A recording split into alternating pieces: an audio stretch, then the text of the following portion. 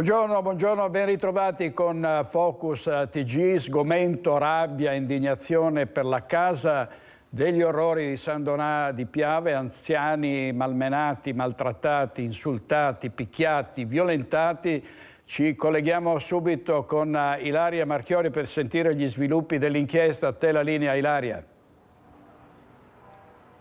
Sì, buongiorno direttore, buongiorno ai nostri telespettatori. Ci troviamo proprio qui davanti all'ingresso della casa di riposo che ormai è stata ribattezzata degli orrori, la casa di riposo monumento ai caduti, in cui si sono verificati questi ripetuti episodi di maltrattamento e anche di violenza sessuale, in questo caso a danno di 3 anziane. Ieri sera proprio qui si è tenuto un incontro tra i vertici della struttura e i familiari degli ospiti, sia quelli che sono stati, cui è stato appurato siano stati vittime di violenze e di maltrattamenti, sia poi quelli che ovviamente pretendevano delle risposte, perché ovviamente la paura di chi ha un familiare a questo punto ricoverato qui dentro è tanta. C'era anche, oltre ad esserci il direttore della struttura, c'era anche l'amministratore delegato Dalla Bella che ha promesso ai familiari che erano lì e che ovviamente chiedevano risposte: i colpevoli saranno licenziati. Tra l'altro, da quello che è emerso ascoltando anche molte delle testimonianze riportate da questi familiari, molti di loro sostengono di aver più volte segnalato quello che stava accadendo, ma di non essere mai stati ascoltati. Stiamo parlando ancora di tempi pre-Covid, quindi di parecchi anni fa, almeno 4-5, da quello che ci hanno raccontato alcuni dei familiari. Ovviamente su questa vicenda è intervenuta anche la politica da più fronti. Il governatore veneto ha detto che la regione si mette a disposizione per fare chiarezza sugli episodi di violenza che si sono verificati, e Zaia ha detto che sarebbe importante, come è stato ribadito anche più volte nel corso ormai degli ultimi anni, avere delle telecamere. Tra l'altro una questione su cui ha detto di essere d'accordo anche il direttore generale dell'ULSS 4 Filippi, che anche ieri ha presenziato a questo incontro, perché dice poi per quanto riguarda le questioni della privacy si trovano le soluzioni, ma quello che è importante è che a questo punto poi, se una persona ha la coscienza pulita e lavora bene, non deve avere alcun timore delle telecamere. Ieri sera qui tra i presenti c'era anche un referente del Codacons di Mestre che ha detto si costituiranno parte civile nel processo per i maltrattamenti avvenuti qui nella casa di riposo, così come anche il comune ha detto si costituirà parte civile nel processo. Ma ora ascoltiamo alcune delle testimonianze che abbiamo raccolto proprio qui da parte dei familiari ieri sera. Mia mamma non c'è più, però era al Viola e non oso pensare cosa abbia passato, non oso pensare,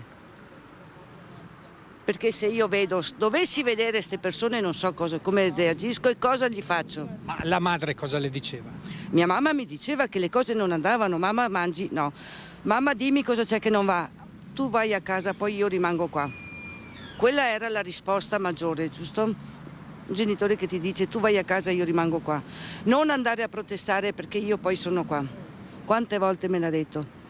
E volevo portarla via da qua. Non ho fatto in tempo. Spero che vengano veramente puniti le persone che sono responsabili. Piena fiducia alla magistratura? Pienissima, totale. Totale, perché d'altra parte non abbiamo altre strade. Non è che possiamo, gli indagini e tutto quello che ci sarà, che metta alla luce tutto, che venga tutto a galla, tutto, e poi puniti. È un pezzo noi che denunciamo sta roba qua, dal sindaco all'ASL, un po' dappertutto. Grande disgusto sicuramente, questo è ovvio, e dopo non ci sono parole. So che avevano gli operatori, posso dire, che avevano dei modi bruschi veramente con certi ospiti. Della violenza che ho letto sui giornali non mi sarei proprio mai aspettata, però sinceramente la mamma non parlava e non si muoveva, però quando mi avvicinavo la mamma si rigidiva tutta e mi chiudeva gli occhi. proprio il senso del timore, aveva qualcuno che si avvicinava, aveva il senso di timore. Adesso ho rabbia verso queste persone. È da un po' che io sollecitavo che c'era qualcosa, mia suocera diceva che qualcosa non andava, oppure quando ho visto una infermiera, perché una volta ho trovato mia suocera tutta nera al collo. Allora ho chiesto lì e ha detto ma non so, aspetti che chiamo una addetta. C'era una signora straniera, adesso io non so. E mia suocera appena visto sta signora si è irrigidita e mi ha detto mandala via, mandala via. Purtroppo noi stiamo segnalando tutte le situazioni a rischio perché non si può intervenire quando già sono accaduti fatti del genere. Noi invitiamo fin dal periodo di restrizione del Covid, dove c'era quasi la inaccessibilità del familiare ad entrare in RSA, la necessità invece che fosse ripristinato al più presto la presenza dei familiari e la sorveglianza, in qualche modo un deterrente a questi casi. Anche solo le avvisaglie vanno segnalate. Avete sentito dunque queste testimonianze toccanti di chi andava proprio dai propri genitori o dai suoceri e li trovava in queste condizioni. Tra l'altro i racconti che poi ci sono stati fatti, oltre anche queste interviste dunque fuori microfono, a volte erano davvero raccapriccianti. Qualcuno però ci ha detto che da quando è arrivato il nuovo direttore della struttura, Maurizio Padovan, si è visto un cambio di rotta e in effetti proprio dalla scorsa estate, quando c'è stato anche un cambio di organico, è da lì che poi è partito tutto. Allora sentiamo anche che cosa ci ha detto il direttore al termine di questo incontro con i familiari. Noi abbiamo cercato nell'arco di 12 ore di convocare tutti i familiari della casa per avere un contatto diretto e mettere la faccia come stiamo facendo dal primo giorno, ovvero da quando rilevate alcune cose che non ci convincevano abbiamo condiviso con le autorità competenti un processo di cui ora vediamo l'esito. I prossimi passi poi quali possono essere anche magari all'interno di questa struttura? Voi avete intenzione di muovermi in maniera diversa, di fare qualcosa di diverso, di ascoltare magari anche di più i familiari o gli ospiti stessi? Ma guardi, il tutto è avvenuto proprio nell'ambito di un processo di riorganizzazione interna, quindi si tratta di un'azione sistemica che ha rivisto tutte le mansioni, tutte le posizioni di questa casa, le posizioni degli infermieri, dei medici, della segreteria. Voi trovate un grossissimo turnover di personale in questi pochi mesi che hanno visto insomma la mia presenza, e grazie a questo lavoro che ha sondato il terreno sono emerse alcune cose che non ci convincevano affatto e non abbiamo fatto, come dire, sconti a nessuno. Ma non sono le cose che sono emerse, è il lavoro di emersione che ha fatto, come dire, di riorganizzazione, che ha fatto emergere cose che oggi appuriamo essere molto molto gravi. Ecco, avete sentito, tra l'altro il GIP ha parlato anche di una vera e propria omertà all'interno della casa di riposo, e così mi ha raccontato anche qualche familiare ieri sera e addirittura anche qualche ospite della struttura, perché sembra che anche chi vedeva, tra gli altri operatori che magari non colpivano direttamente e facevano il loro mestiere, ma non avessero probabilmente timore di raccontare quello che succedeva, e proprio anche questi operatori li stanno ascoltando in queste ore. Noi naturalmente continuiamo a seguire la vicenda e gli ulteriori sviluppi passo dopo passo. Qui da San Donà di Piave restituisco la linea allo studio. Grazie molte alla nostra inviata Ilaria Marchiori. E diceva il direttore, bisogna metterci la faccia. Vorrei dirlo anche ai parenti di questi malati, torturati, insultati, maltrattati, perché non mostrare la faccia significa incentivare l'omertà, significa dare un messaggio confortante per i delinquenti che erano all'interno di questa casa di cura, perché se abbiamo paura di denunciare, ovviamente vengono rassicurati e vengono rafforzati coloro che all'interno di queste strutture commettono dei reati spaventosi. Clima di omertà su cui sta indagando la Procura, perché ci sono altri OS all'interno della struttura che evidentemente sapevano e non dicevano, c'erano urla che si sentivano anche anche all'esterno, questa struttura è affacciata sulla strada, non si capisce come possano essere passati questi mesi senza che nessuno se ne accorgesse e denunciasse. Gli stessi parenti sospettavano, avevano denunciato, e la cosa più grave, e poi sentiremo i bassanesi, abbiamo sentito i cittadini in una delle tante città in cui siamo presenti, la cosa più grave è che il più feroce di questi aguzzini, che ha violentato diverse persone, era stato processato e condannato per gli stessi reati in un'altra struttura d'Asolo. Cosa fanno? Vanno a prendere quello che ha già compiuto dei reati. Ma è mai possibile? È mai possibile? Il presidente Zaia ha detto, come abbiamo detto noi ieri, telecamere in tutte le RSA. Non c'è privacy che tenga, qui vanno controllate queste situazioni, vanno monitorate giorno e notte per evitare che queste persone deboli, inermi, possano subire altre sevizie di questo genere. Andiamo a Bassano del Grappa, sentiamo al microfono di Monica Smiderle cosa hanno detto i bassanesi. Dopo la scoperta degli orrori che venivano compiuti all'interno della casa di riposo di San Donà di Piave, torna prepotentemente di attualità il tema dei controlli all'interno delle strutture che ospitano gli anziani. Ad esempio attraverso dei sistemi di videosorveglianza, delle telecamere. E allora telecamere sì oppure telecamere no? Lo abbiamo chiesto ai bassanesi. Sono favorevole, perché è proprio uno schifo, non si può permettersi contro gli anziani così indifesi di fare queste cose. Devono mandarli a casa, metterli in galera, secondo me. No? Ecco, d'accordissimo. Telecamere quindi per controllare i nostri anziani, anche perché fra poco ci siamo anche noi, cioè mettiamo già le mani avanti. Io sarei d'accordissimo, anche perché sono visibili e non si fa nulla di nascosto.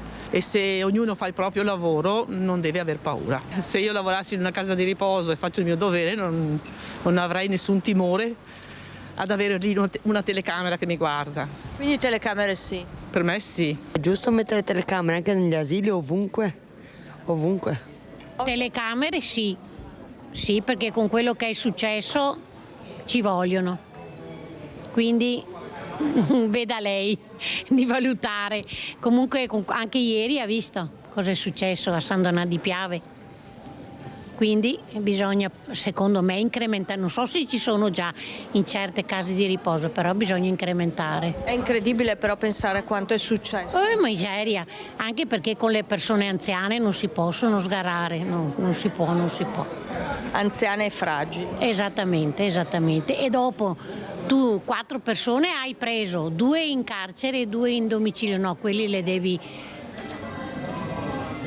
stangare, licenziare per conto mio. Sarebbe giusto per tutelare anche appunto gli ospiti, soprattutto anche perché quando magari soffrono di demenza, quindi anche i familiari cosa possono capire.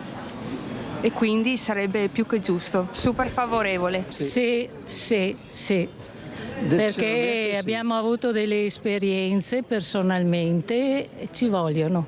Io non so come si fa a arrivare a quel punto là, perché vuoi anche coraggio. Io non so se è possibile su una casa addirittura abusi sessuali. Ma come si fa a fare i lavori? Queste robe da pazzi. Giù le mani dagli anziani, per favore. Ci vorrebbe ancora la pena di morte. Come si fa a mettere le mani addosso a una persona anziana? E soprattutto usare violenza. Io ho lavorato in una casa di riposo, io li ho amati, gli anziani, gli ospiti, come se fossero miei parenti, mia nonna, mia zia. E ho mantenuto con loro un rapporto bellissimo. L'umanità dove è andata a finire? Dove è andata a finire? Non so, io rispetto, dov'è? E quindi lei che ha lavorato all'interno di una casa di riposo, che ne pensa ad esempio dei sistemi di controllo con le telecamere? Lì non sarebbe neanche necessario se ci fosse la cosa primaria, se ci fosse il rispetto e l'amore per il lavoro e per le persone anziane. Non sarebbe necessario mettere, è un peccato È una violenza anche quella, allora anche per l'operatore che lavora con criterio, perché non credo che tutti siano così. Io credo che ci siano anche persone che lavorano come si deve, e per colpa di qualche persona, non volevo dire stronzo ma non lo dico, va bene, purtroppo ci vanno di mezzo tutti. Sì, va bene anche altre definizioni, altri aggettivi di questi delinquenti. Grazie a Monica Smiderle per aver raccolto le testimonianze e i pareri dei bassanesi. E c'è paradossalmente una violenza anche all'interno degli ospedali all'incontrario, cioè ci sono persone che aggrediscono il personale sanitario, quindi medici, infermieri, OSS, succede sempre più spesso, anche questa è una violenza da condannare. Ovviamente vediamo il sit-in dei camici bianchi ieri a Vicenza dopo l'aggressione al San Bortolo di una dottoressa. Un sit-in davanti al San Bortolo, i camici bianchi riuniti in un momento simbolico all'indomani dell'aggressione ai danni di una dottoressa del pronto soccorso che è stata aggredita da un familiare di un paziente poi arrestato. Lanciano il loro appello: stop alla violenza nei luoghi di cura. Un minuto di silenzio che rappresenta non solo un richiamo alle istituzioni ma anche al senso civico dei cittadini. Solidarietà alla dottoressa che ha subito l'aggressione, a tutti i sanitari, manifestata anche dal direttore generale dell'Ulsotto, Maria Giuseppina Bonavina. Combatteremo ogni segno di violenza, a parole o coi fatti. Credo che il nostro lavoro sia fondamentale e che questo atteggiamento sia di fondamentale importanza per tutti quanti. A raggiungere i manifestanti anche il mondo della politica cittadina, il sindaco Francesco Rucco, il candidato per le amministrative Giacomo Possamai, a testimoniare la volontà di una presa di coscienza collettiva contro un fenomeno, quello delle aggressioni ai sanitari, in continuo aumento per numero di episodi e per la loro gravità. Sono molti i casi di aggressione nei confronti del personale sanitario, soprattutto negli ultimi mesi, in questi ultimi anni, dove non viene riconosciuto lo sforzo a queste persone fatto nei 3 anni di pandemia con grande lavoro, grande sforzo e grande sacrificio umano a favore della collettività. Una espressione di solidarietà e vicinanza da parte mia a nome di tutta l'amministrazione della città di Vicenza nei confronti del personale sanitario. Ed è chiaro che nel pronto soccorso, quando si è in difficoltà, si può perdere la pazienza, pretendere di essere seguiti attentamente, ma i medici e gli infermieri hanno il loro da fare. I pronto soccorso sono pieni, intasati anche di codici bianchi e in ogni caso è intollerabile che vada aggredito il personale, e per evitare questi casi si è deciso di allungare l'orario dei presidi di polizia anche al Canfoccello a Treviso. Fabio Masona ha sentito i trevigiani su questa iniziativa. Avete sentito che vogliono potenziare gli orari della presenza della polizia pronto soccorso per salvaguardare medici e infermieri dalle aggressioni? Sì, l'ho sentito. Mi sembra giusto, perché sti medici poverini che lavorano hanno bisogno di un po' di sicurezza, non di trovare dei pazzi che gli fanno del male. Mi sembra giusto. Lei cosa ne pensa, signora? Guardi, io non la sapevo questa notizia, comunque concordo. Se fanno le aggressioni è anche giusto tutelare i medici. Penso che sia una cosa buona. Secondo me non lo so se è una buona cosa o no, non lo so. Secondo me ritengo di sì, insomma, ecco. Un controllo ci sta bene, insomma, ecco, risolve tanti problemi e può essere anche un deterrente, insomma, ecco. Sì, giusto che i medici siano protetti. Soprattutto è un bene per gli operatori, che vengono un po' tutelati, che ultimamente li picchiano. Purtroppo, diciamo, non so se la legge è sbagliata, perché può essere anche che sia giusta, non so cosa sia, è che ormai la gente non ha più paura delle forze dell'ordine. Secondo lei perché? Perché la gente si arrabbia così tanto? Siamo chiesti anche noi, non sappiamo darci una risposta, il perché. Forse l'attesa li fa, non lo so. Ma sicuramente per risolvere il problema, forse avere più medici in pronto soccorso, visto il problema della carenza dei medici, aiuterebbe molto di più che l'aumento della polizia. Per cui forse abbreviare i tempi di attesa aiuterebbe anche queste aggressioni, perché lo stress sarebbe molto più basso. La sicurezza è sempre la cosa migliore, quindi ci aspettiamo sempre il meglio.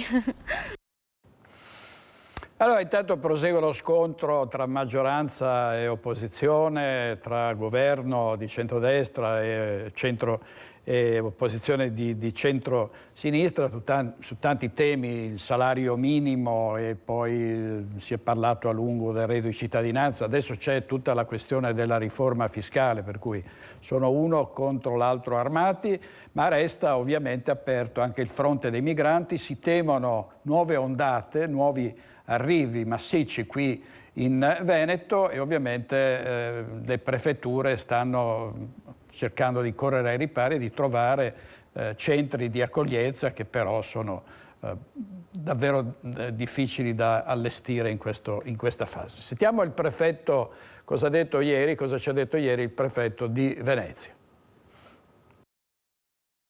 Oggi ho un incontro non su questo tema ma su altri con i colleghi della Regione Veneto, e quindi anche questo tema sarà affrontato, ma con lo spirito costruttivo di affrontare pragmaticamente ciò che ci viene rappresentato. Sui tavoli delle prefetture del Veneto torna prepotentemente ad affacciarsi la gestione dei flussi migratori.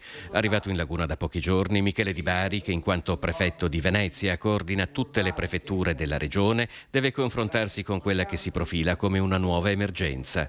Quest'anno sono già 20.000 i migranti sbarcati finora in Italia, il triplo rispetto allo stesso periodo del 2022. Anzi, tra il 9 e l'11 marzo è sbarcato quasi lo stesso numero di persone dei primi 2 mesi dell'anno scorso. Noi abbiamo una presenza in Regione Veneto significativa, però i bandi che sono stati pubblicati in tutta la regione e le risposte che abbiamo avuto al momento ci danno contezza e certezza che la situazione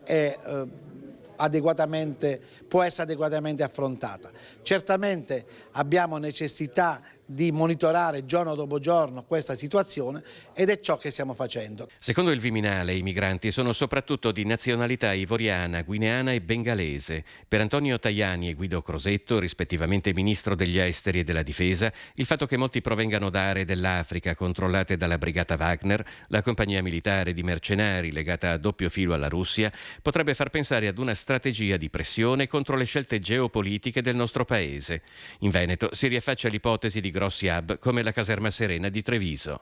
È un tema non ancora affrontato, è un tema che è previsto, però è un tema che al momento dobbiamo fare tutte le verifiche possibili e poi semmai ne riparleremo. Il prefetto di Venezia Michele Di Bari al microfono di Filippo Fois, in regia questa mattina Italo Morao con Francesca Pezzo. Sentiamo il Presidente della Repubblica in Kenya che ha parlato di immigrazione anche in collegamento legata ovviamente ai cambiamenti climatici. Sentiamo. L'Italia considera, signor Presidente Ruto, il Kenya, le ho già detto durante il nostro incontro, vorrei ripeterlo pubblicamente, come un pilastro di stabilità in questa importante regione del continente africano.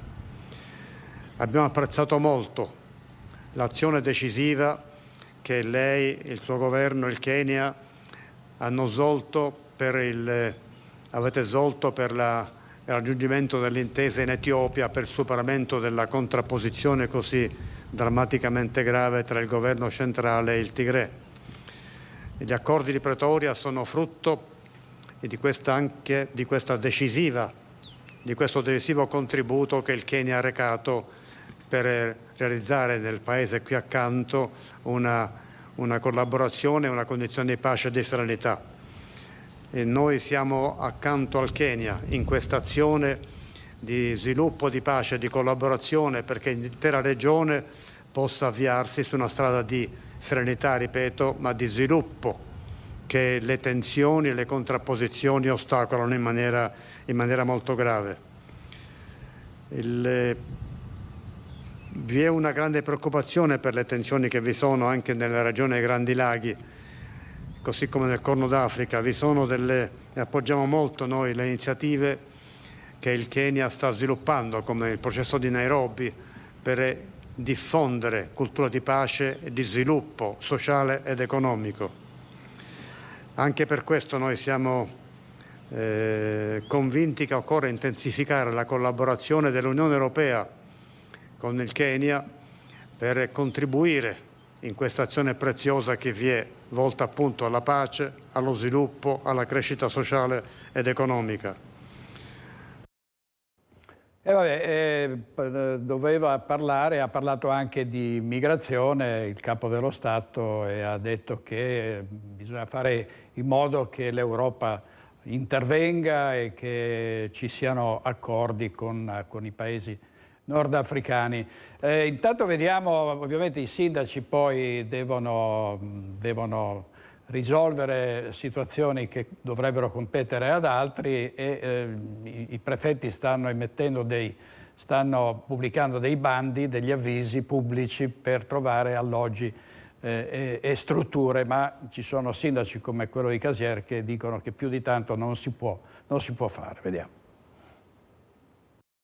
È emersa la necessità di reperire appunto nuove strutture, nuovi posti per l'ospitalità che deve essere garantita ai richiedenti asilo che pervengono dagli sbarchi o dalla rotta balcanica. Quindi la prefettura nei prossimi giorni uscirà con un nuovo bando?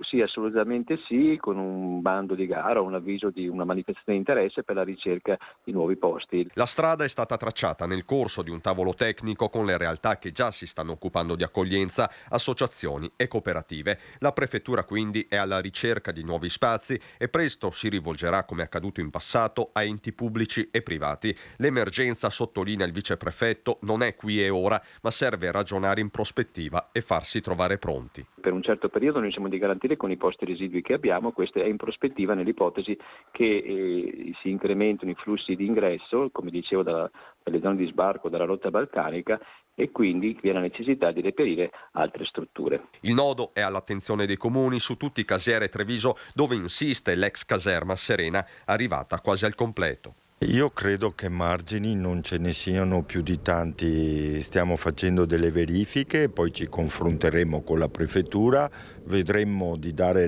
la massima disponibilità, però credo che Casier abbia sempre dato, sta dando, ma che oggi mi ci si chieda di avere una struttura a disposizione, sicuramente no. Siamo in difficoltà da un punto di vista degli spazi, dobbiamo trovare delle soluzioni, vogliamo trovare le soluzioni, però andare ad appesantire ulteriormente la situazione anche con l'accoglienza dei migranti in questo momento la vedo davvero molto complicata. Non possiamo scaricarci sui territori, sui sindaci, sui cittadini, perché gli aiuti ci sono sempre stati, continuano a esserci, però adesso veramente è arrivato il momento che l'Europa deve dare risposte.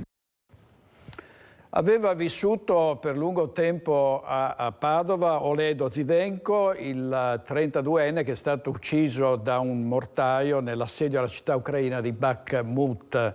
I compagni della squadra di calcio del Vigo Darzere lo hanno ricordato con un minuto di silenzio. Aveva 32 anni Oleg Dozhidenko, in Italia dove era arrivato dalla città ucraina di Mariupol nel 2004. I suoi amici lo conoscevano come Alexei. Studia a Padova, al Marconi, dove viveva la madre che aveva raggiunto in Italia. Nella città del Santo aveva stretto profondi legami di amicizia.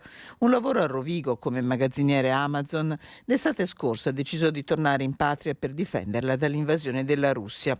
Qui è stato ucciso il 3 marzo. Nell'assedio di Bakhmut l'auto blindata sulla quale viaggiava trasportando feriti è stata colpita senza lasciargli scampo. In Ucraina, dove è volata la mamma, oggi si celebrano i suoi funerali nella città di Ernivici. Qui lascia i fratelli che vivono ad Arsiero nel Vicentino. A Oleg ha dedicato un ricordo anche la squadra di calcio del Vigo Darzere, che ha osservato nell'ultimo incontro un minuto di silenzio in sua memoria. La follia umana della guerra ha portato via un ragazzo e ci ha tolto un componente della nostra famiglia. Sappiamo che, anche se non sarà a vederci a Terraglione, anche se per telefono non riusciremo a contattarlo, Alec starà tifando per la banda giallo-blu. Il servizio di Chiara Gaiani era stato ucciso 31 anni fa Matteo Toffanin a Padova, un ragazzo pieno di vita che per un tragico scambio di persona ha perso la vita. È stata riaperta l'indagine perché ormai si sa da chi è stato ucciso, ovviamente ci sarà un processo che andrà ad evolversi, tra l'altro sarà interrogato l'ex capo della Mala del Brenta, Felice Maniero. Tornerà a Padova nelle aule del Tribunale. La data prevista è il 24 marzo. Faccia d'Angelo è stato convocato dal magistrato che ha riaperto le indagini sull'omicidio di Matteo Toffanin, ucciso per uno scambio di persona il 3 maggio del 1992 in via Tassoni alla Guizza.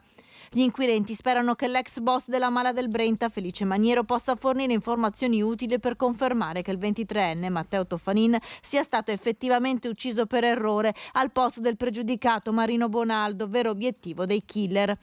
I due nuovi indagati sono due ex fedelissimi di Maniero, Andrea Batacchi, che faceva parte del comando che rubò la reliquia di Sant'Antonio e artefice dell'evasione di Faccia d'Angelo dal carcere di Padova, e con lui l'altro indagato Sergio Favaretto. Felice Maniero da oltre 20 anni ha una nuova identità, attualmente si trova in carcere a Pescara dove sta scontando una condanna per maltrattamenti alla compagna. Il pubblico ministero Roberto D'Angelo spera che l'ex boss possa ricostruire i ruoli dei protagonisti di questa vicenda. Marino Bonaldo, il vero obiettivo, e i due indagati Favaretto e Batacchi, che nutrivano forti rancori nei confronti del pregiudicato che abitava in via Tassoni alla Guizza, proprio davanti alla casa della fidanzata di Toffanin, e che guidava un'auto identica per colore e modello a quella del giovane ucciso. Intanto in procura nei giorni scorsi è arrivata anche una lettera anonima che forniva nuove indicazioni per il caso, puntando il dito su un altro affiliato della Mala del Brenta molto vicino a Maniero e che attualmente vive in Romania. La persona indicata sarebbe stata molto vicina anche a Bonaldo e potrebbe avere informazioni importanti per le indagini. È stata arrestata una coppia che aveva dato così alloggio e protezione al boss della mafia Matteo Messina Denaro, che è stato arrestato. Qui vedete le immagini della via in cui Messina Denaro ha trovato riparo per merito di questi due coniugi che lo hanno protetto, lo hanno ospitato per lungo tempo, per lunghi mesi. Uscivano in strada, vedete queste immagini, per controllare la situazione prima che Messina Denaro poi si allontanasse a bordo di una 500 bianca in compagnia di uno dei due coniugi. E qui siamo nel campo appunto dell'omertà, delle reticenze, del fatto che quest'uomo ha potuto vivere nella sua terra natale per tanti anni grazie appunto alle coperture di persone che ora dovranno subire un processo per favoreggiamento. E a proposito di infiltrazioni mafiose e di mafia, c'è stata un'interdizione di un'azienda del Padovano che lavorava sulla cantiere della nuova pediatria dell'ospedale di Padova, misura interdittiva perché c'erano collegamenti con l''ndrangheta. Vediamo. Giuseppina De Luca, titolare della SIDEM, la ditta di San Martino di Lupari, colpita dall'interdittiva antimafia del prefetto nell'ambito dei subappalti dei lavori della pediatria di Padova, domani presenterà insieme ai suoi legali un'informativa alla prefettura e nei prossimi giorni anche un ricorso al TAR. La donna, 38 anni, ce l'ha confermato al telefono. In questi giorni preferisce non farsi intervistare, ma ha tenuto a precisare che questa vicenda ha travolto la sua impresa come un fulmine a ciel sereno. La SIDEM Costruzioni di San Martino di Lupari stava eseguendo in subappalto dei lavori in cemento armato nel cantiere del nuovo polo pediatrico. Il padre della titolare è cugino di uno dei boss della cosca 'ndranghetista del Grande Aracri di Cutro. Una parentela stretta emersa dalle verifiche fatte dalle forze dell'ordine che operano nell'ambito del tavolo della legalità che vigila sugli appalti pubblici in città e provincia, e così il subappalto è stato immediatamente revocato. Siamo estranei alla vicenda, c'è un legame di parentela, mio padre però non va in Calabria da 2 anni, ci ha detto ancora al telefono. Nel sito internet la SIDEM Costruzioni si presenta come un'azienda giovane come fondazione, ma creata su basi solide, che opera in tutto il nord-est in campo edile. A novembre del 2022 aveva iniziato la sua prestazione in subappalto per la pediatria, i cui cantieri sono stati affidati al consorzio di imprese guidate dalla trevigiana Setten Genesio. Il cantiere della pediatria sta continuando appunto a produrre. e quindi noi abbiamo comunque il confronto come azienda direttamente con l'impresa appaltatrice, che è appunto la ditta Setten, che ha garantito la continuità del cantiere, del lavoro e anche le tempistiche previste, quindi noi veramente incrociamo le dita per dire che per fine 2024, inizi 2025 dovremo avere l'opera pronta. Il prefetto di Padova ha annunciato il provvedimento ponendo l'attenzione su come il rischio di infiltrazioni mafiose sia sempre più concreto nel territorio padovano, che in questi anni sta beneficiando di fondi pubblici per la realizzazione di grandi opere. L'interdittiva emessa impedisce quindi a questa impresa destinataria del provvedimento di avere rapporti con la pubblica amministrazione e quindi di poter beneficiare di fondi pubblici, cioè praticamente viene tolta dai rapporti con la pubblica amministrazione. In un paio di anni sono già 4 le interdittive antimafia applicate dalla prefettura di Padova a ditte in odore di malavita che operano nella nostra provincia. E restiamo a Padova perché sono entrate in azione le ruspe per demolire la storica gradinata dello stadio Appiani, tra molte polemiche. Ci colleghiamo in diretta con Valentina Visentin. Sì, buongiorno da Padova. Alle mie spalle vedete sono iniziati i lavori di abbattimento della gradinata dello storico stadio Appiani, lo stadio in cui il Padova arrivò per la prima volta in Serie A, un momento importante per la città perché quest'area verrà completamente riqualificata, era un momento che si attendeva da tempo. Qui con me c'è l'assessore allo sport Diego Bonavina che ha seguito i lavori. Che giornata è? Perché se ne va un simbolo del calcio Padova, un simbolo della città e per lei anche un doppio significato da ex calciatore. Assolutamente sì, oggi è una giornata importantissima, è vero, per Padova. Se guardiamo al passato è logico che dispiace perché questo abbattimento è frutto di 30 anni di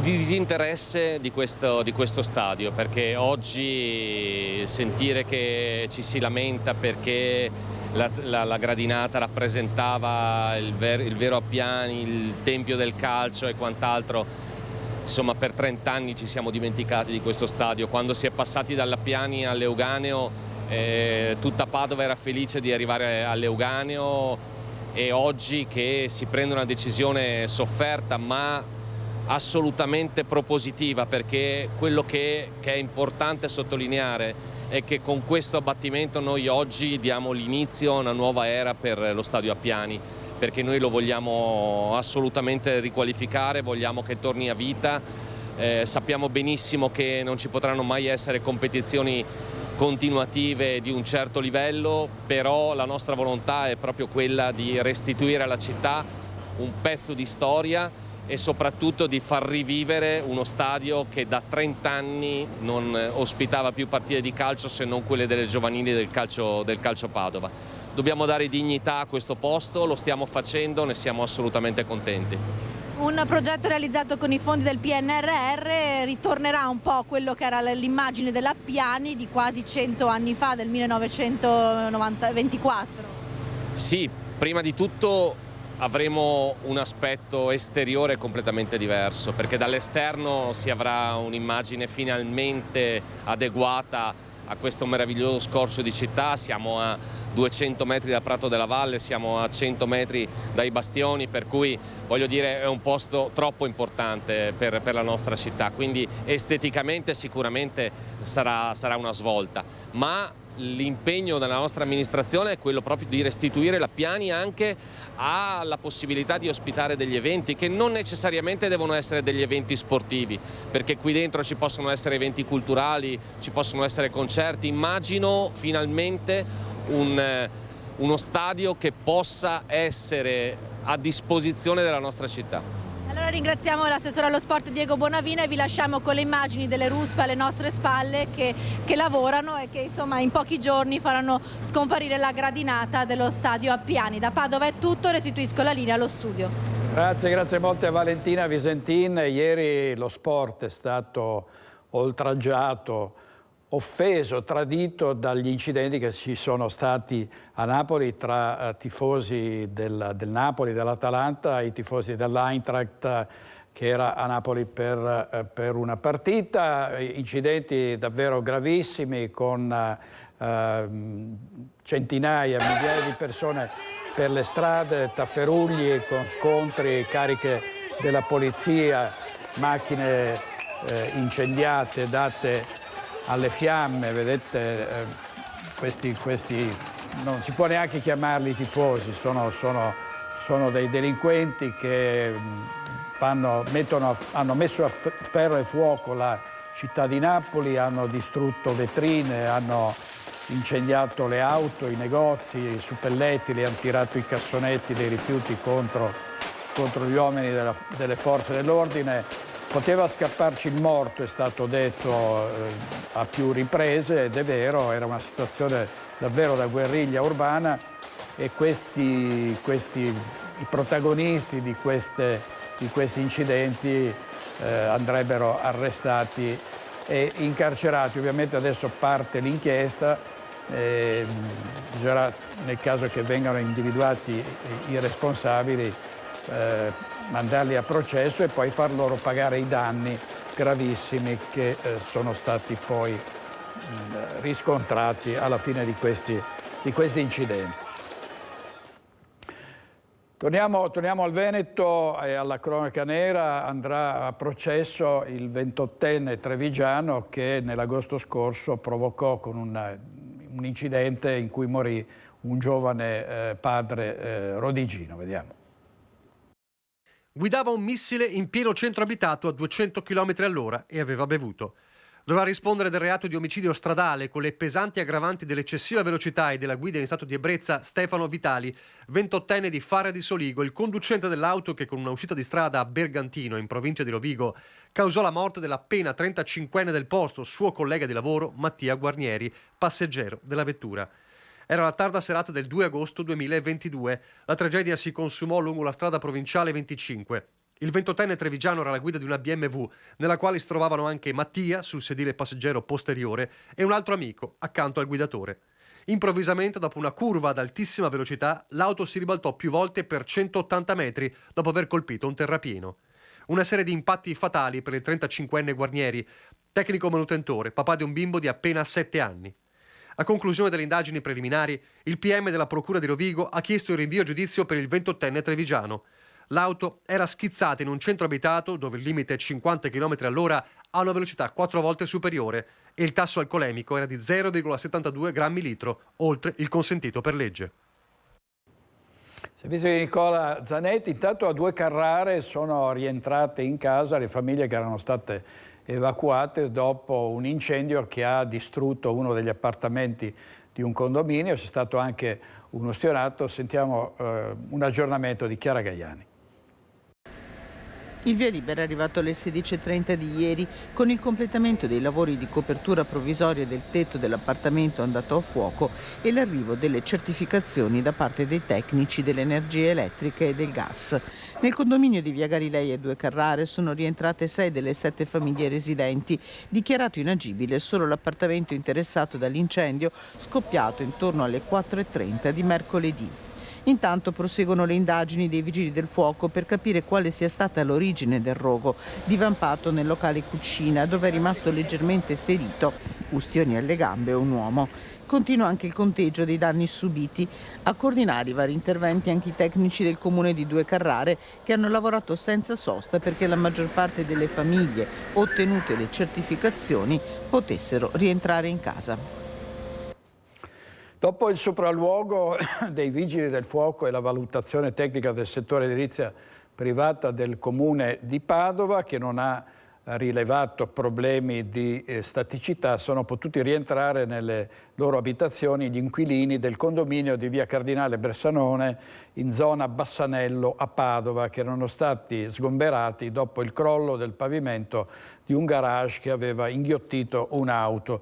Ieri sera è arrivato il via libera e dopo 2 giorni sono potuti tornare nelle proprie case. Alcuni allacciamenti ad acqua e gas verranno ripristinati nelle prossime ore. E parliamo ancora di bullismo, purtroppo è una vera e propria piaga della nostra società. Una ragazza prima ha perso 10 kg nel periodo del lockdown, poi bullizzata dai compagni per essere ingrassata, ne ha persi addirittura 30. È il caso di una sedicenne trevigiana che è proprio una punta dell'iceberg nella questione gravissima dei disturbi alimentari provocati molto spesso da queste minacce, da questa situazione. Vediamo. Molte di queste che avevano avuto un sovrappeso, un aumento del peso durante il lockdown, si sono poi trovate a confrontarsi con questo senso di insicurezza, con un tentativo quindi poi di riprendere il senso di sicurezza con la dieta, ma questo ha comportato in tantissimi casi dei crolli ponderali molto pesanti. Una storia che accomuna tanti ragazzi e adolescenti è quella di Laura, nome di fantasia, usato per raccontare di quei 10 kg di peso presi nei mesi di lockdown che poi scendono drasticamente di 30 una volta ritornati alla vita normale, di fronte alla difficoltà di accettare la nuova immagine di sé e quello che con le parole e i gesti ne fanno gli altri. Laura è 282 giovani che in un anno hanno avuto un primo accesso al centro per i disturbi alimentari dell'ULSS 2, diretto dalla dottoressa Francesca Fontana. Di questi 180 sono minorenni. Per paura di aumentare si mangia sempre di meno e quindi poi il peso comunque cala e ci si trova incastrate in questo meccanismo, che da un lato però, come dicevamo, è un po' una risposta per gestire l'insicurezza, l'ansia, la noia, l'assenza di riferimenti. Significativo l'aumento del numero dei maggiorenni seguiti per la prima volta nel 2022, sono 162, erano 106 nel 2021, il 92% sono ragazze. I dati sono stati diffusi oggi nella giornata del Fiocchetto Lilla dedicata alla sensibilizzazione sul tema dei disturbi dell'alimentazione. È evidente, chiarisce Fontana, l'impatto traumatico del Covid, soprattutto sugli adolescenti.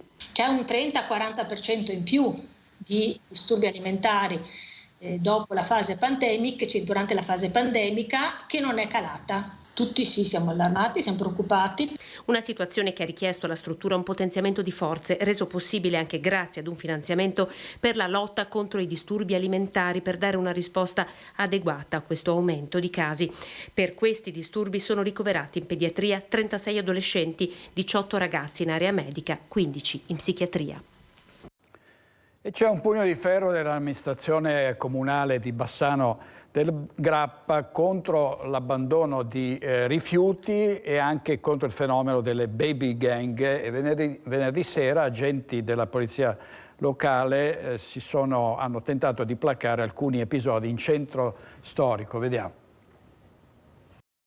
L'assessore Mazzocco non ci sta, stop all'abbandono dei rifiuti a Bassano e stop anche a litigi tra ragazzini, risse, imbrattamenti, baby gang che disturbano la quiete in centro storico. Pugno duro dell'amministrazione comunale frenata solo dalla riforma Cartabia che ha aumentato il novero dei reati perseguibili soltanto dopo la querela della parte offesa che a volte preferisce non sporgere denuncia.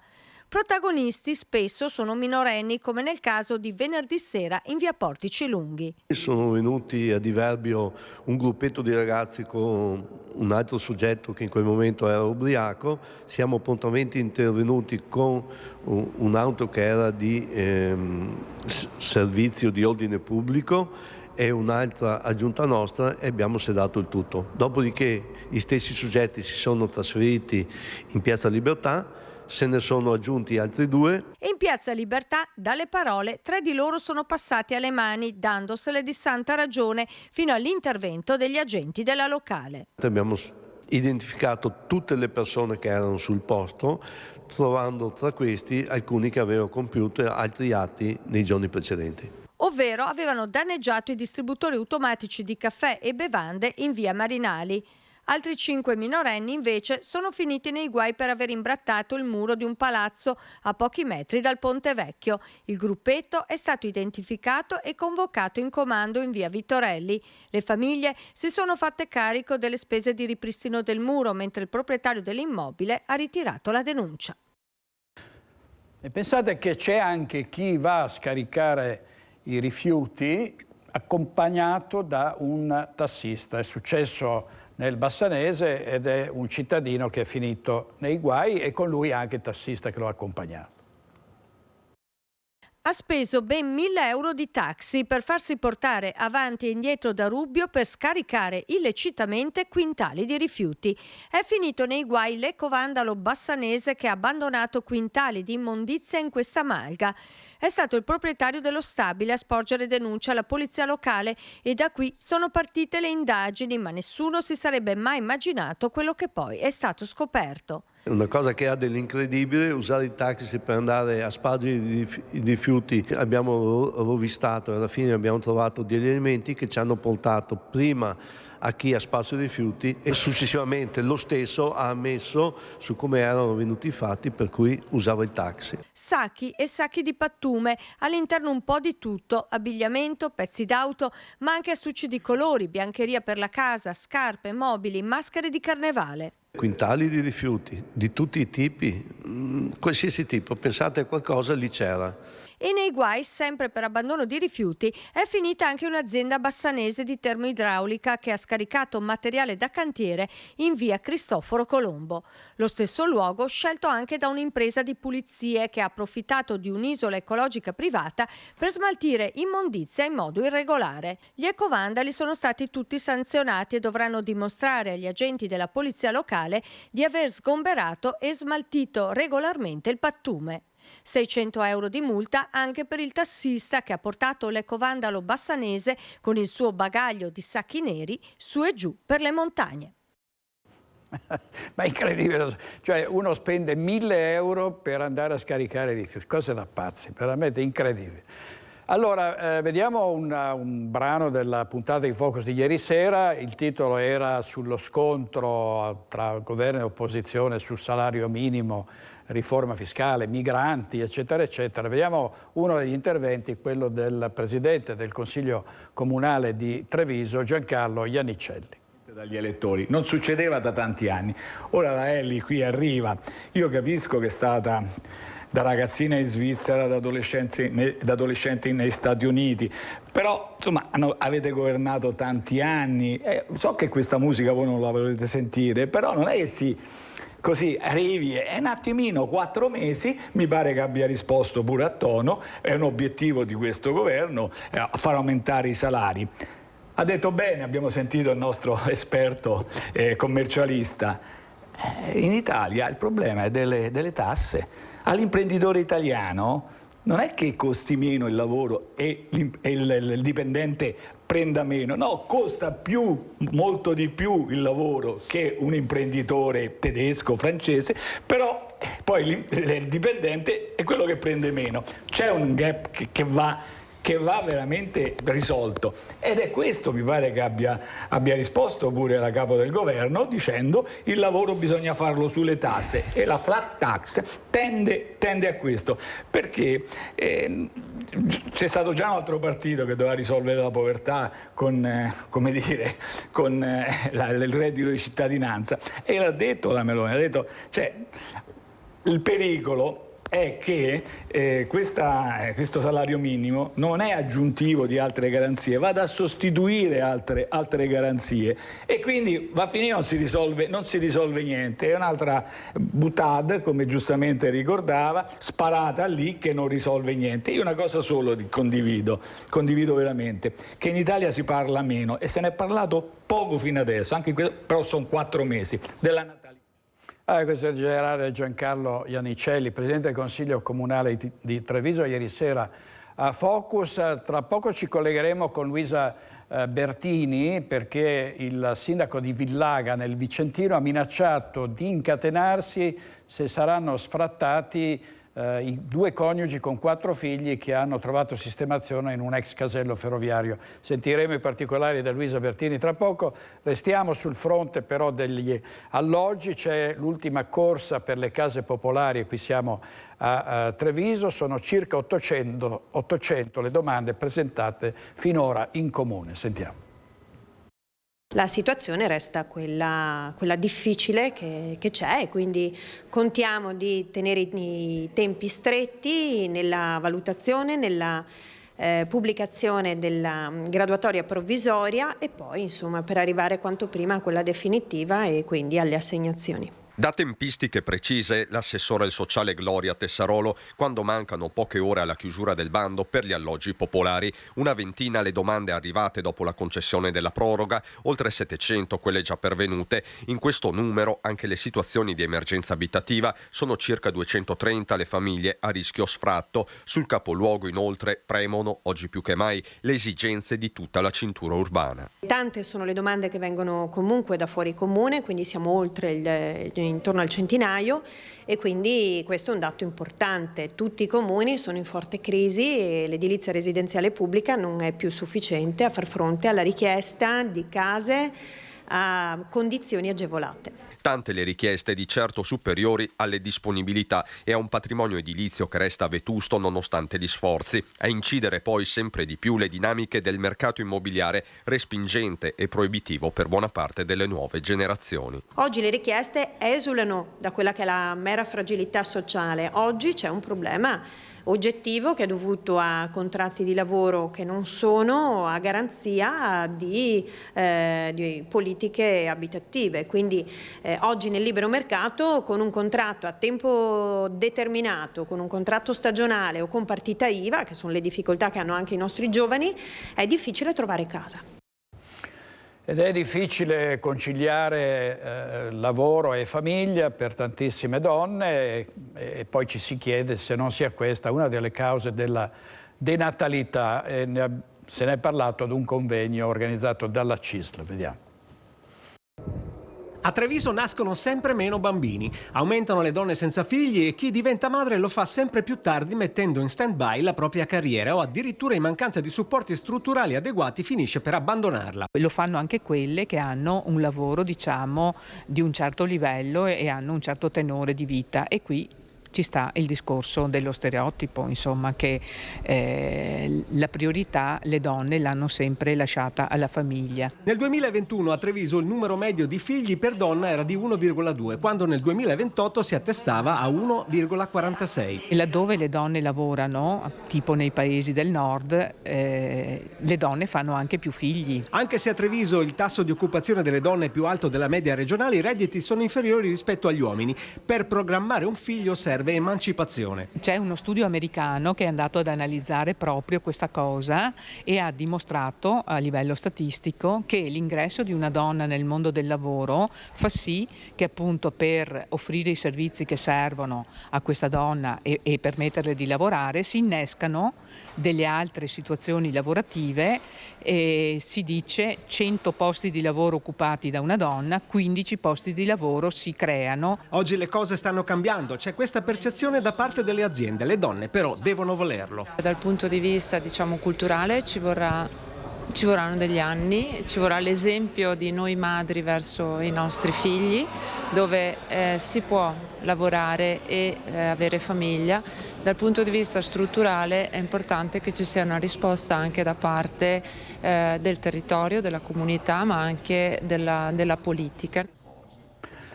Allora, breve pausa pubblicitaria, poi torniamo con i nostri ospiti e riprenderemo il discorso sugli anziani torturati in alcune case di cura. Purtroppo è successo a San Donà di Piave. Avremo qui Alberto Teso, candidato sindaco di San Donà di Piave, Domenico Lo Sappio di Treviso Civica e Antonino Pipittore del Terzo Polo. A tra pochissimo, grazie.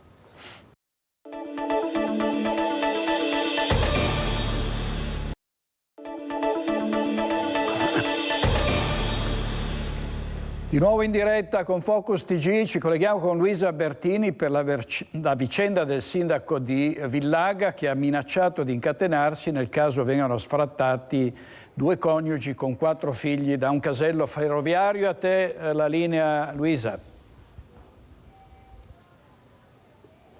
Sì, buongiorno a voi, buongiorno ai nostri telespettatori. Siamo a Villaga nel Basso Vicentino in compagnia del sindaco Eugenio Gonzato che lunedì ha minacciato addirittura di incatenarsi per evitare che una famiglia ben integrata di origine marocchina che vive qui a Villaga da 10 anni potesse essere sfrattata. Ecco, ad oggi la buona notizia.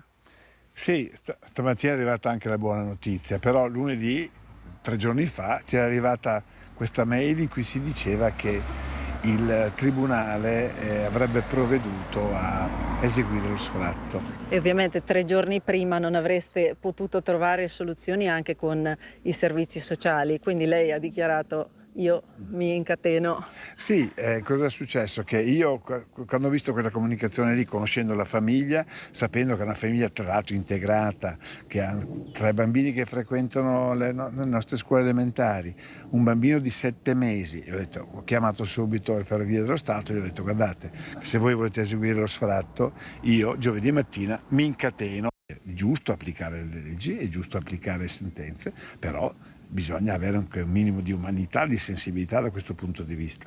Quindi per i prossimi 3 mesi ancora c'è margine per questa famiglia appunto ben integrata per trovare una soluzione. Quali soluzioni si prospettano?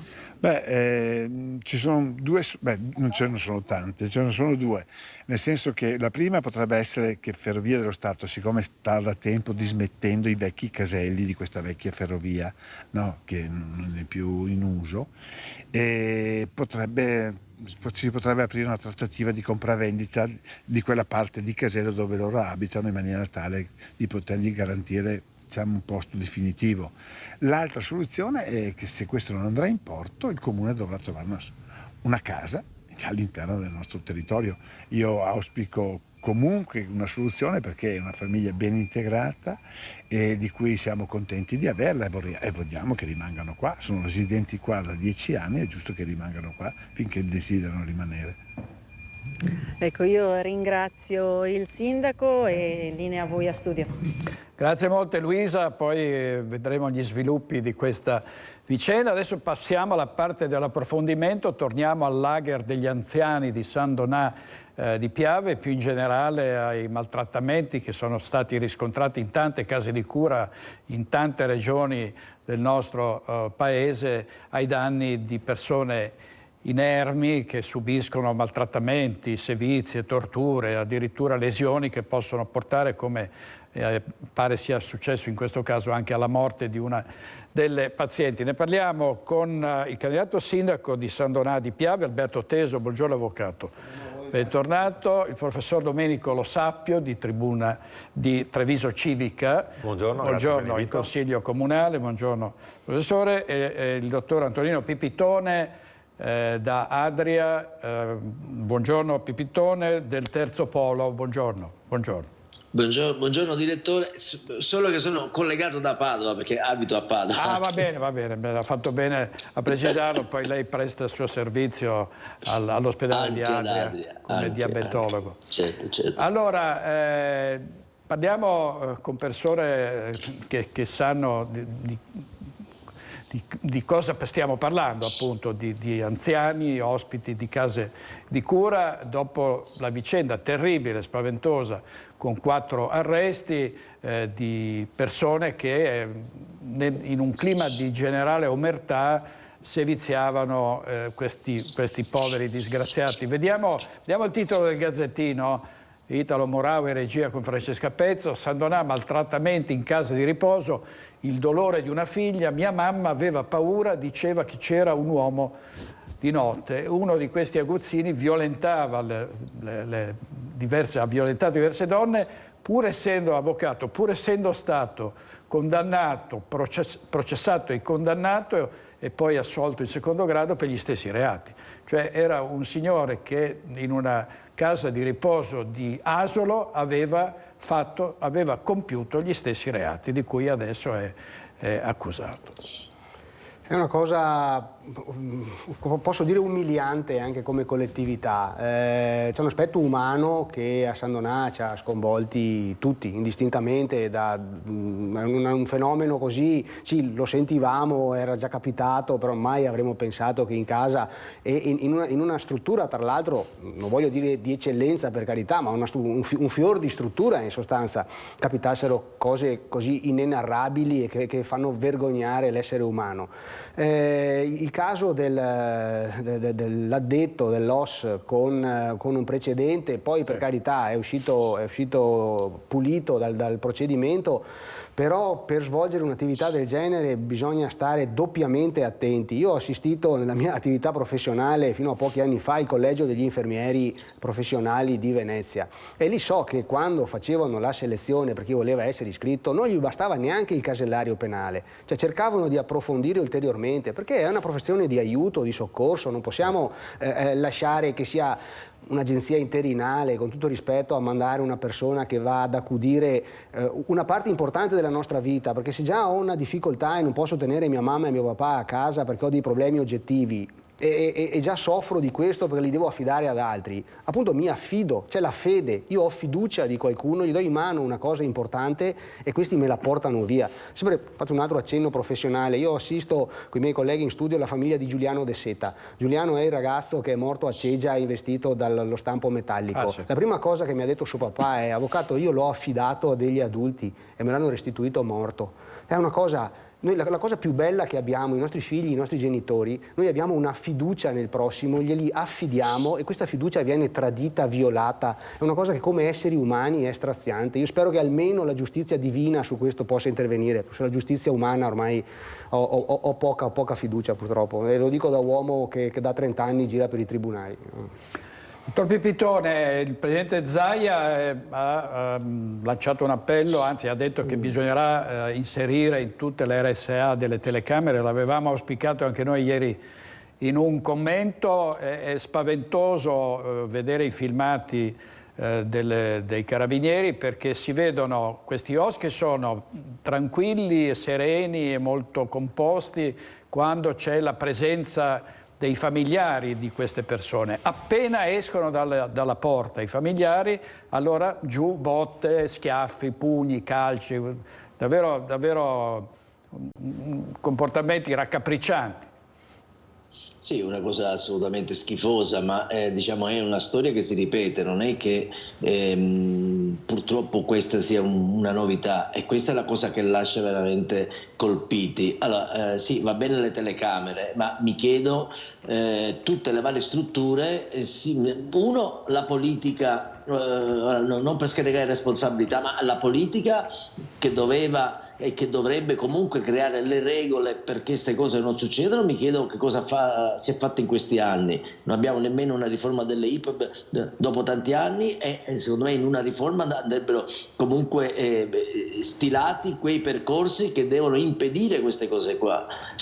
Leggere i giornali di oggi, vedere queste immagini sono di una cosa veramente che fanno venire la pelle d'oca, ci fanno capire che c'è una disumanità, una cattiveria, una violenza in certe persone che è assolutamente ingiustificata e ingiustificabile, quando soprattutto poi interessa le persone, come diceva giustamente l'avvocato, che vengono affidate ad altri con fiducia, cioè gli dai la vita dei tuoi cari pensando che appunto vengano almeno rispettati, che vengano trattati umanamente. Cioè la gente che viene, anziani violentati, disabili violentati, è una roba di una cioè, non ci sono termini per definirlo. Allora, siccome non è la prima volta che succede e siccome purtroppo è una cosa che sistematicamente viene fuori, mi chiedo chi controlla chi. Perché il problema là è il meccanismo dei controlli. È chiaro, puoi trovare poi il criminale, puoi trovare la persona che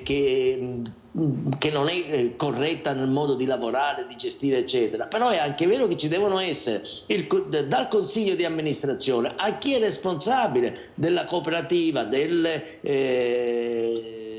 varie attività infermieristiche, sanitarie, eccetera, che devono verificare sistematicamente e ascoltare anche gli ospiti. Anche i familiari ovviamente devono stare molto attenti, però è chiaro che questi agiscono in un sistema di terrore, di omertà, per cui penso di essere talmente spudorati di fare quello che vogliono. Però per impedire questo bisogna prevenire, non arrivare sempre dopo. Quindi le telecamere, sì, vabbè, direttore, io non so se in una struttura con, non so io, 100-200 ospiti posso mettere 200 telecamere, non lo so francamente, sarà una cosa utile, però prima delle telecamere e comunque anche con le telecamere ci devono essere dei percorsi di verifica, controllo, anche controlli a sorpresa, cioè quello che dovrebbe fare un amministratore.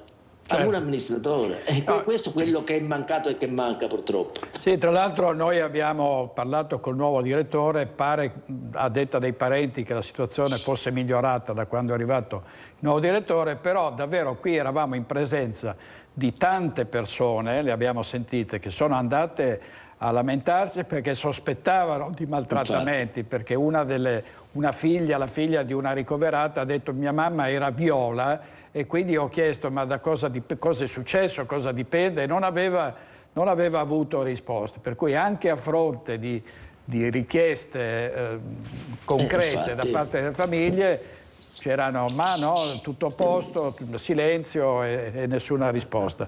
Domenico lo sappia.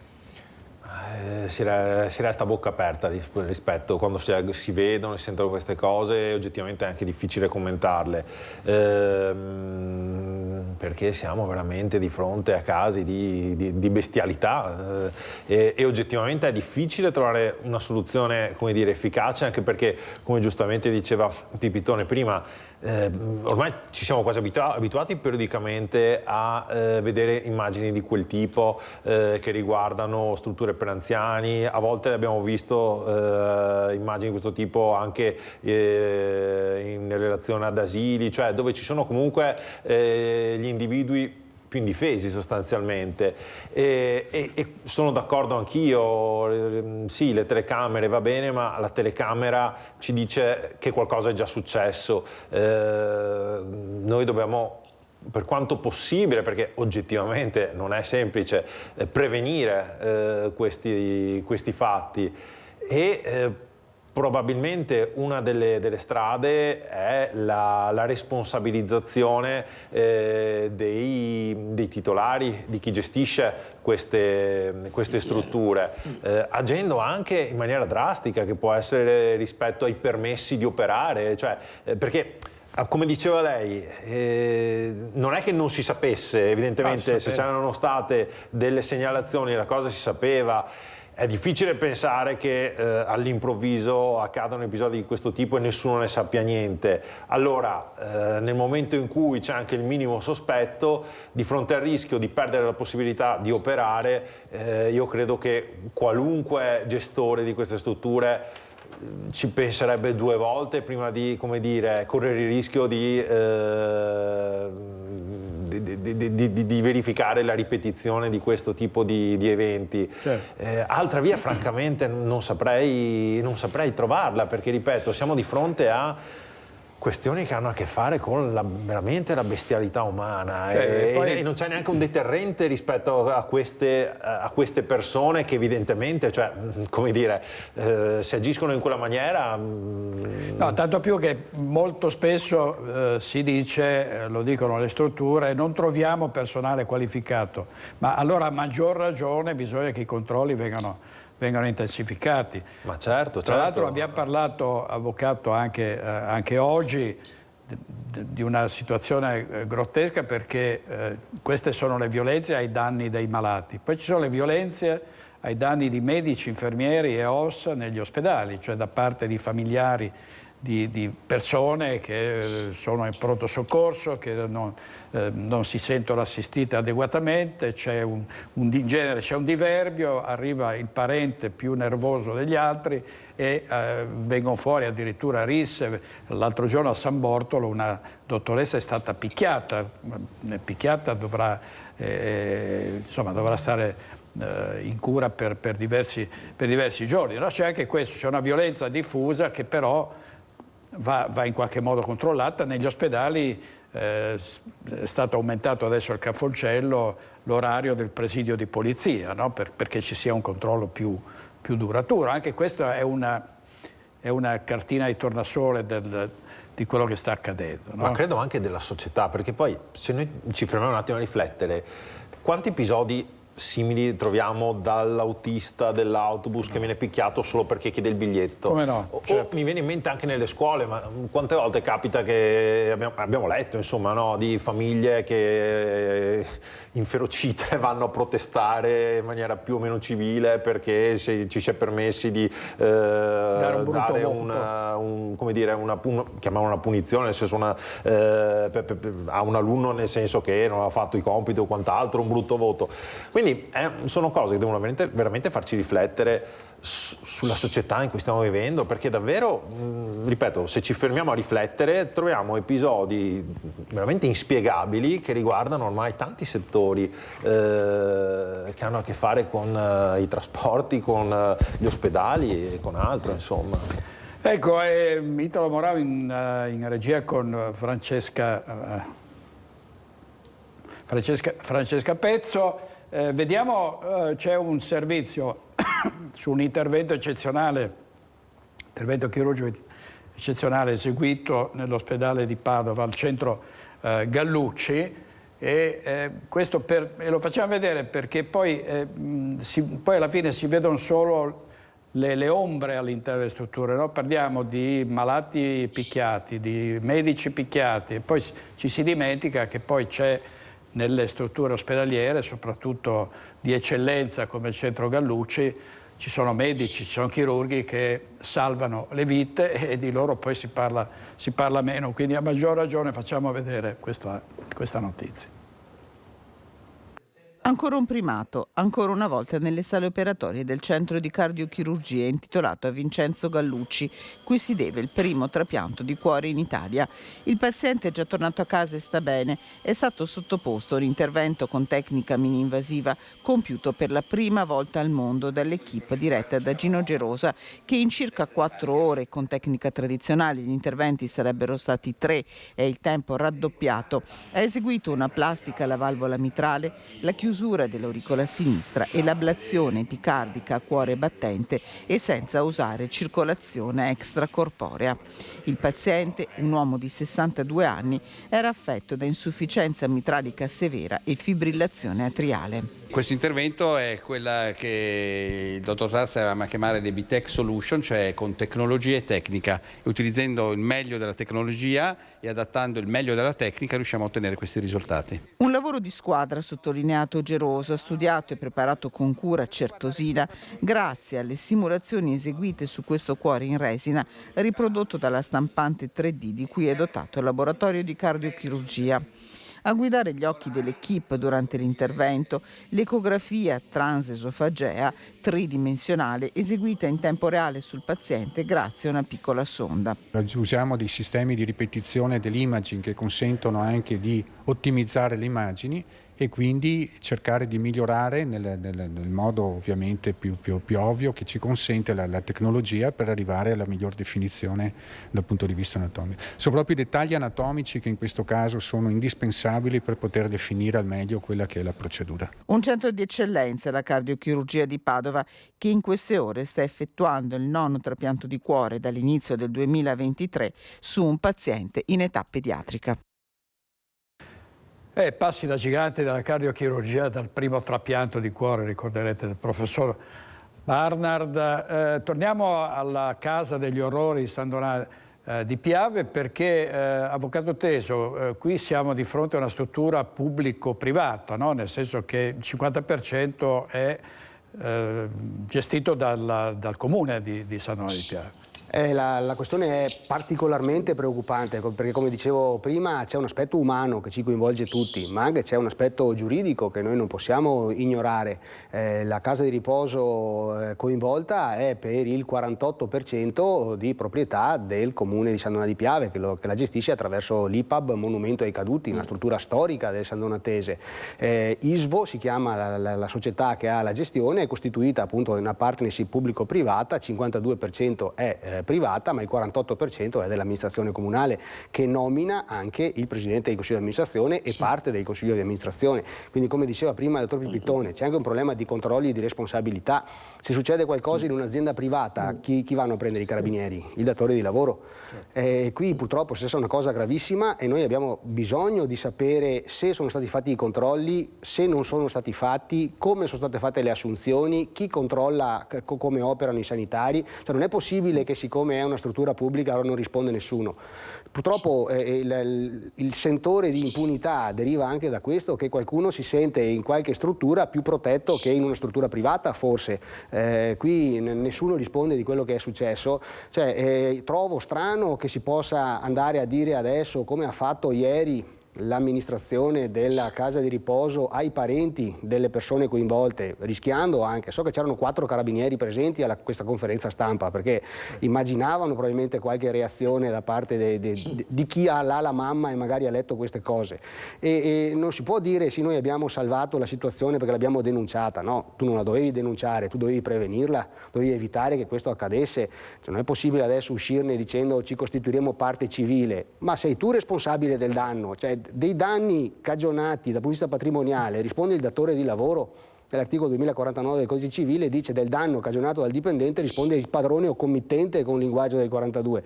Adesso padrone e committente è ISVO, che per il 48% è il comune di San Donà. Quindi il comune di San Donà si costituisce parte civile contro chi ha commesso un illecito per la cui responsabilità patrimoniale interviene lo stesso comune. Non lo so, non gira tanto bene, non accuso nessuno, per carità, men che meno il sindaco o il presidente del consiglio di amministrazione, però chi ha un ruolo in una situazione del genere deve assumersi le sue responsabilità. Qualcuno non ha fatto il suo dovere, non ha vigilato come bisognava vigilare. Bisogna essere chiari e avere il coraggio di dirle queste cose. Non c'è dubbio. Senta Pipitone, tra l'altro i casi, c'è un'alta percentuale di casi di maltrattamenti soprattutto in strutture piccole private, no? È successo in tante altre regioni, perché lì c'è più libertà di movimento, no? Ci sono ancora meno controlli e in effetti là dove c'è il pubblico ci si aspetterebbe un'attenzione più forte, no? Cosa ne pensi? Ma addirittura io dico una cosa, guardi, se è vero che i familiari avevano già denunciato da tempo delle situazioni strane e se nessuno ha fatto niente, è evidente che delle responsabilità ci sono. Poi non sta a me dire chi, come, quando, ovviamente, però è evidente che ormai su strutture del genere bisogna avere le antenne non alte ma altissime.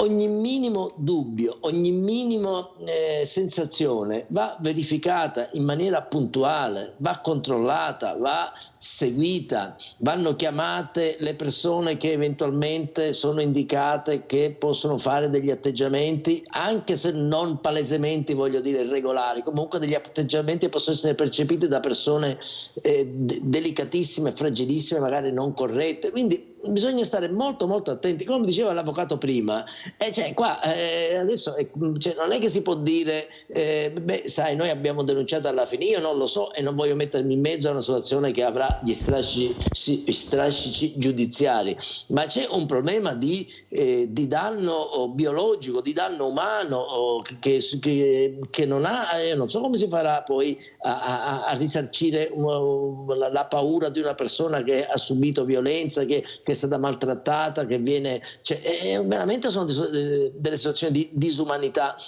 di cui non lo so, è anche complicato parlarne nel 2023, però ribadisco, se è vero, come sto leggendo e come lei ha ribadito e altri hanno ribadito, che da tempo qualcuno aveva segnalato delle situazioni di delicatezza, di complicate, sospetti o altre cose, e nessuno ha fatto niente, non ha fatto quello che doveva. Nessuno che significa i responsabili del sistema sanitario, i responsabili del sistema infermieristico, i responsabili del personale, il consiglio di amministrazione, certo, se nessuno l'ha detto al consiglio di amministrazione non posso dargli alcuna colpa, nessuno gli ha detto nulla, ma se sono stati in qualche modo messi al corrente, sai, è evidente che una responsabilità c'è. E poi bisogna capire a un certo punto che se io ho un ruolo, io come lei sa, direttore, ho un ruolo anche politico, istituzionale, ho avuto vari ruoli in passato, eccetera, però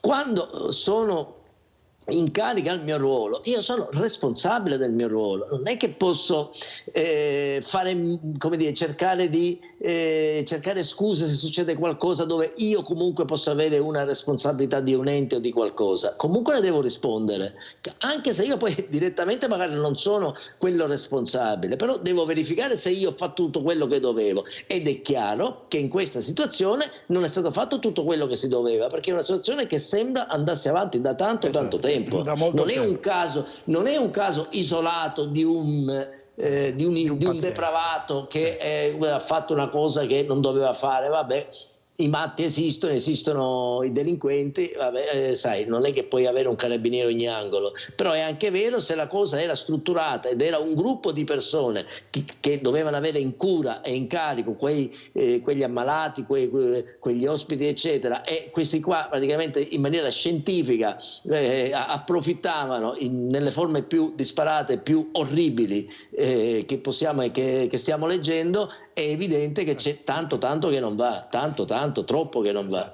Tra l'altro potrebbe esserci anche un'accusa di omicidio, perché una delle pazienti per le lesioni riportate è poi deceduta, per non parlare invece dell'aguzzino che aveva già colpito in una casa di cura ad Asola, è stato processato, condannato, poi assolto, ma che poi è stato assunto nuovamente. Cioè, come si fa ad assumere uno che è stato condannato sia pure in primo grado e poi assolto per violenza sessuale? Lo so, è una follia.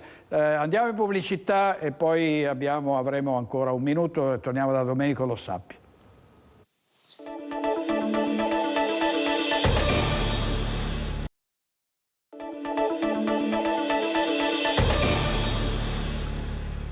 Casa degli orrori, Sandona di Piave, finita anche sui giornali nazionali. Vediamo il titolo di Repubblica: frustate, pugni, minacce, violenze sessuali, la RSA dell'orrore a Sandona di Piave, 4 arresti e vedete c'è pure una morte sospetta, sarà riesumato il corpo di una donna, il GIP ha disposto l'autopsia.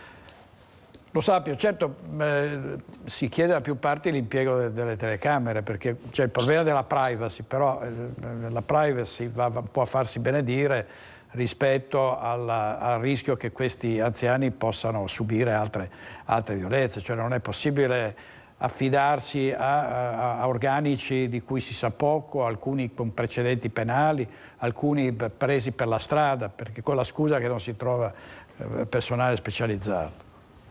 No, ma è quello che si diceva prima, cioè sì, si possono mettere tutte le telecamere che si vuole, per carità, meglio che ci siano piuttosto che non ci siano, però ho sempre il timore che servano a venire a sapere le cose quando già sono successe. Quindi sì, vanno bene, però bisogna secondo me trovare la strada per evitare, per prevenire questi problemi. Allora ecco, lei per esempio diceva giustamente la questione del poco personale disponibile, che può essere un elemento che induce a assumere, non dico i primi che passano, ma quasi.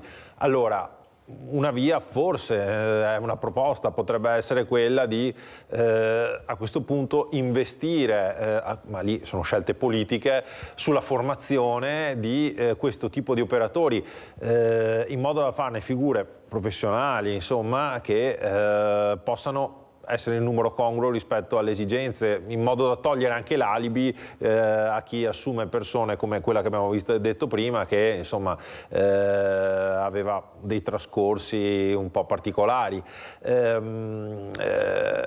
Anche perché c'è da dire questo, che queste cose non devono mai succedere. Però noi dobbiamo anche pensare che siamo un paese che avrà sempre di più bisogno di strutture di questo tipo, e non lo dico io, lo dicono i numeri. Siamo un paese oggi vecchio e in prospettiva saremo ancora più vecchi, nel senso che da un lato per fortuna si allunga la vita media, dall'altro si fanno sempre meno figli e quindi in percentuale progressivamente noi vedremo che nei prossimi anni, nei prossimi decenni, l'Italia avrà moltissimi anziani rispetto ai pochi giovani. Quindi se noi vogliamo sostenere, come dire, offrire tutti i servizi necessari a chi sarà anziano nel futuro, non possiamo pensare appunto di affrontare una situazione del genere dicendo non abbiamo personale e quindi dobbiamo prendere chi capita capita. Cioè è una questione che è gravissima, quella di cui stiamo parlando, e bisogna affrontarla, però deve essere anche, diciamo, il momento per riflettere sul dove stiamo andando. E io mi preoccupo molto francamente, perché se la situazione è questa adesso non oso immaginare cosa potrebbe essere più avanti, quindi bisogna veramente fare riflessione su scelte politiche strategiche. Anche perché poi rischiamo tutti di subire le stesse violenze, perché poi certo, è ovvio, invecchiamo tutti e rischiamo anche di finire tocca a tutti, quindi va male oggi a uno e domani può andare male a noi. Ecco, avvocato, abbiamo proprio un minuto, si può, cioè i parenti devono querelare, no, per ottenere giustizia, questo prevede la legge, no? Sì, un profilo che va sottolineato è questo, e da quello si capisce i reati che vengono contestati sono due: i maltrattamenti, che è l'articolo 572 del codice penale, che prevede da 3 a 7 anni, e quello più grave, che è la violenza sessuale, il 609 bis. Per assurdo questo più grave è procedibile solo a querela di parte. Quando venne introdotto, prima c'era la violenza carnale prevista nel vecchio codice penale, introdotta la violenza sessuale, che è qualsiasi atto volto a suscitare libidine eccetera, quindi non solo la violenza carnale in senso tecnico, non possiamo entrare nei dettagli, ma insomma la violenza sessuale coinvolge uno spettro molto più ampio di attività illecite, ma proprio per tutelare le situazioni particolari e le stesse vittime è procedibile a querela.